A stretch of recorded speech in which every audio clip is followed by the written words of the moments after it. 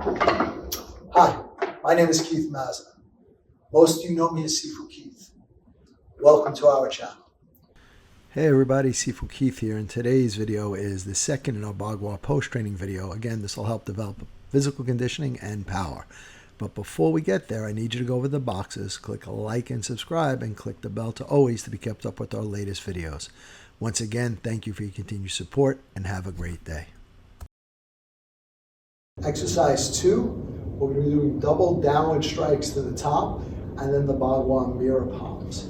So from here, it's a downward strike, a mirror palm. Downward strike, mirror palm. Downward strike, mirror palm. Downward strike, mirror palm. Again, work this technique for at least 1 minute.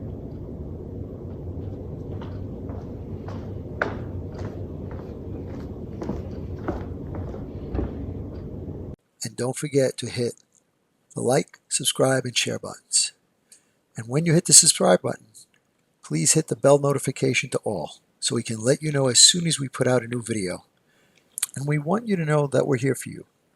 So leave your comments below. We're going to get back to each and every one of you to make sure your questions get answered. And once again, thank you.